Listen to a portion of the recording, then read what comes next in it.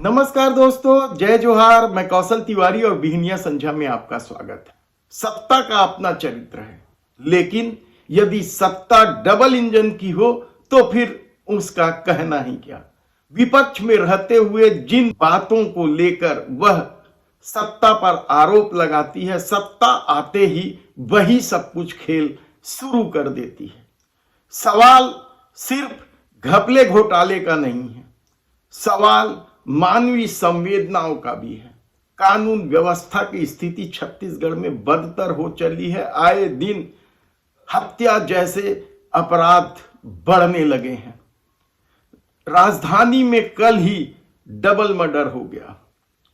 खाली प्लाट में चंगोरा भाटा क्षेत्र के दो युवक, जिन पर अपने घर चलाने की दारोमदारी थी, उन दोनों युवकों को मामूली विवाद में दौड़ा दौड़ा कर पत्थर से मार डाला गया।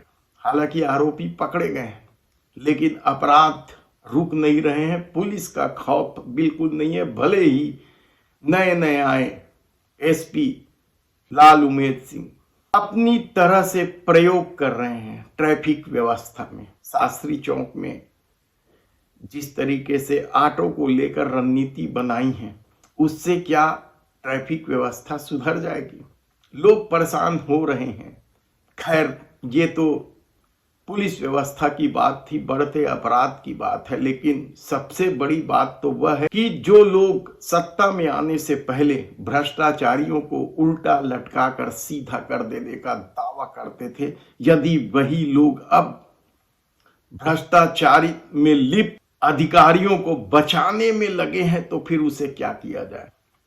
भूपेश सरकार में घपले घोटालों की फेहरिस्त है, और कई बार तो ऐसा लगता है कि क्या भूपेश बघेल की सरकार सिर्फ घपले घोटाले के लिए ही बनी थी। क्योंकि अब जो ताजा मामला सामने आया है वह प्रधानमंत्री ग्रामीण सड़क योजना की राशि को लेकर है। पंचायत विभाग का मामला है। यह पूरा मामला क्या है, कौन कौन से अधिकारी फंसे हैं, यह हम विस्तार से आपको बताएं। उससे पहले बता देते हैं कि किस तरीके से एक तरफ सरकार के पास किसानों को देने के लिए पैसा नहीं है, उनकी जमीन सरकारी योजनाओं में ले ली जाती है, लेकिन जमीन अधिग्रहण करने के बाद भी उन्हें यदि मुआवजा न मिले सालों से, तो फिर इसे क्या किया जाए। और वह भी ऐसा क्षेत्र जो मुख्यमंत्री का क्षेत्र कहलाता हो। मुख्यमंत्री सरगुजा संभाग से है, और यह मामला जसपुर जिले का है, जहां सड़क निर्माण को लेकर डीबीआई कंपनी के खिलाफ ग्रामीण सड़क पर उतर आए हैं और सड़क का काम बंद कर दिया। ग्रामीणों ने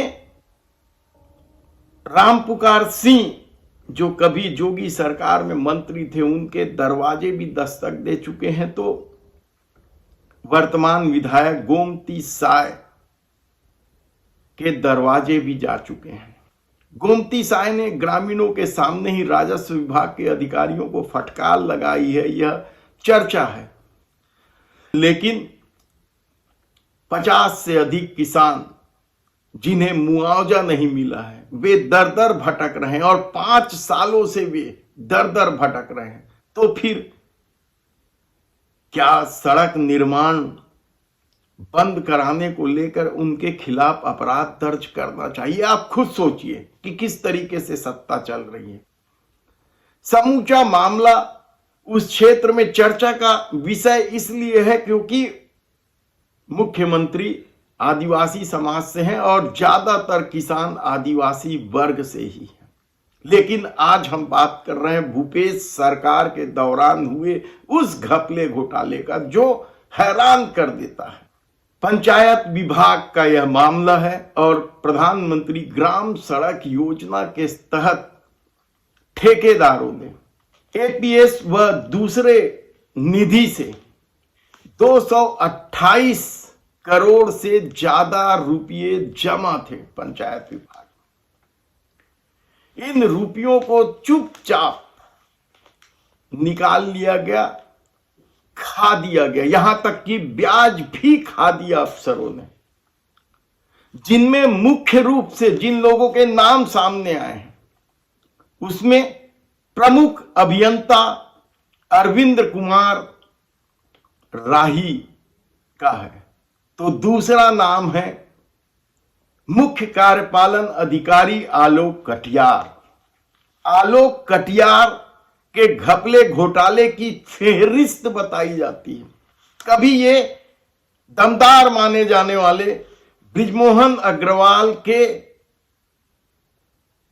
अधीन विभाग हार्टिकल्चर विभाग में डायरेक्टर थे, वहां भी इनके कई किस्से थे। तो जल जीवन मिशन में जब ये आए तो वहां भी इनके खिलाफ कई तरह के मामले थे।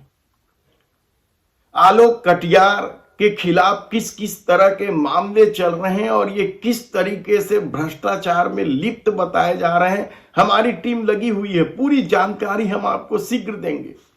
लेकिन तीसरा जो नाम है वह नाम है ईएनसी मुख्य अभियंता आर बारी का, और ये तीनों ही अफसरों पर इस तरह के आरोप पहली बार नहीं लगे हैं, इससे पहले भी कई मामले इनके खिलाफ हैं। बगैर वित्त विभाग के अनुमति के अमानत राशि थी ये 228 करोड़ रुपए से अधिक। एग्जैक्ट फिगर यदि आप कहें तो 228.22 करोड़। यानी आप सोचिए कि किस तरीके से खेल खेला गया है। बगैर वित्त विभाग के अनुमति के चुपचाप पैसा निकालकर न केवल मूल राशि खाई गई बल्कि उसके एवज में मिलने वाले ब्याज तक भी खा दिए जाने की चर्चा है या आरोप है। लेकिन तीनों ही अफसरों के खिलाफ अभी तक कोई कार्रवाई नहीं की गई है। जल जीवन मिशन को लेकर उप मुख्यमंत्री अरुण साह, उनके पास ही है विभाग, ने विधानसभा में कई बड़ी घोषणाएं की हैं। विलंब से पूरा हो रहा है, विलंब इतना हो गया है कि कब पूरा होगा जल जीवन मिशन का कार्य छत्तीसगढ़ में कहना मुश्किल है।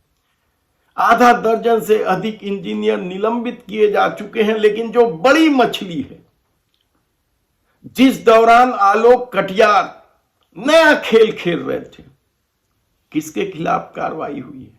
बल्कि अब तो यह कहा जा रहा है कि मंत्री बंगला, अधिकारी और ठेकेदारों के नेक्सस ने जल जीवन मिशन का कबाड़ निकाल दिया। लेकिन ग्रामीण सड़क योजना की इतनी बड़ी राशि चुपचाप निकाल दी गई, कोई एफआईआर नहीं, कोई कार्रवाई नहीं। इससे आप समझ सकते हैं कि भ्रष्टाचारियों को उल्टा लटकाकर सीधा करने में किस तरीके से सरकार लगी है और खुद शामिल हो गई है, कहा जाए तब भी गलत नहीं होगा। मामला भूपेश बघेल सरकार के समय का है, इसलिए भूपेश बघेल पर भी उंगली उठना स्वाभाविक है। हालांकि अधिकारियों के अपने खेल होते हैं, कई बार तो सत्ता को पता ही नहीं चलता है और वे खेल कर जाते हैं, और जब फंसने की नौबत आती है तो वे मंत्रियों को, पार्टी के बड़े पदाधिकारियों को सेट कर लेते हैं और साफ बच निकलते हैं। ऐसे कितने ही उदाहरण हैं। लेकिन यह मामला कम हैरान कर देने वाला नहीं है, और इस मामला के सामने आते ही जिस तरीके से भूपेश सरकार के दौरान हुए घपले घोटालों की फेहरिस्त में नए नए मामले जुड़ रहे हैं, वह भी हैरानी वाली बात है। उधर ईडी ने शराब घोटाले के मामले में पूर्व मंत्री कवासी लखमा और उनके बेटे के यहां जो छापेमारी की कार्रवाई की है, ईडी के बुलावे पर कवासी लखमा नहीं पहुंचे हैं।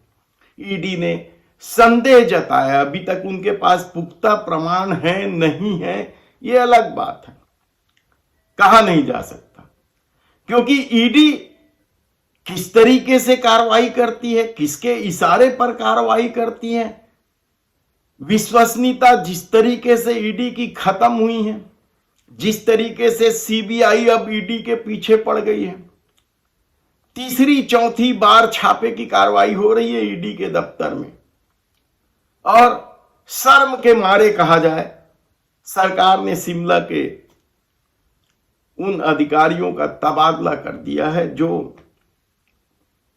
रिश्वतखोरी मामले में संदिग्ध बताए जा रहे हैं।